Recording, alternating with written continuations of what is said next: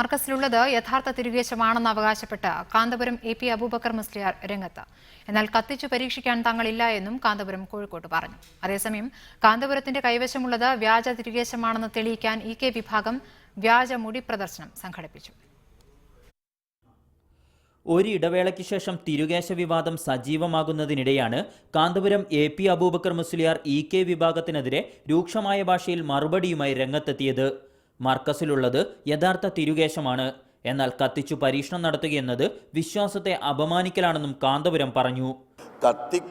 കത്തിച്ചാൽ കത്തുകയില്ലെന്നത് തീർച്ച, പക്ഷേ അത് കത്തിച്ചു നോക്കാൻ പാടില്ലെന്നാണ് ഞങ്ങൾ മതത്തിൽ വിശ്വസിച്ചിട്ടുള്ളത്. കത്തിച്ചു നോക്കാൻ ഒരിക്കലും പാടില്ല. അങ്ങനെ കത്തിച്ചു നോക്കി പരിശോധിക്കണമെന്ന് ഇസ്ലാം കൽപ്പിച്ചിട്ടുമില്ല. പ്രവാചകന്റെ കാലത്തും അതിന് ശേഷവും അത് കത്തിച്ചു നോക്കിയല്ല, വിശ്വസ്തരായ ആളുകളിലൂടെ ലഭിച്ചു എന്നതാണ് അതിൻ്റെ രേഖ. അത് ഞങ്ങൾക്ക് ലഭിച്ചിട്ടുണ്ട്. തിരുകേശം സ്ഥാപിക്കാനുള്ള പള്ളി നിർമ്മാണവുമായി മുന്നോട്ടു പോകും.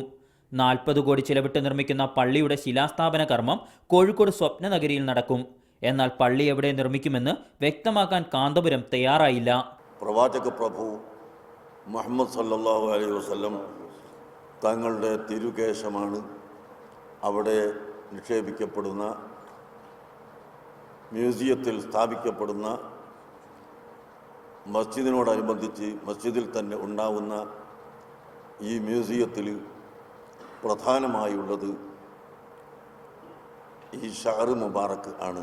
എന്നാൽ കാന്തപുരത്തിന്റെ കൈവശമുള്ള തിരുകേശം വ്യാജമാണെന്ന് സ്ഥാപിക്കാൻ ഇ.കെ. വിഭാഗം കോഴിക്കോട് വ്യാജമുടി പ്രദർശനം സംഘടിപ്പിച്ചു.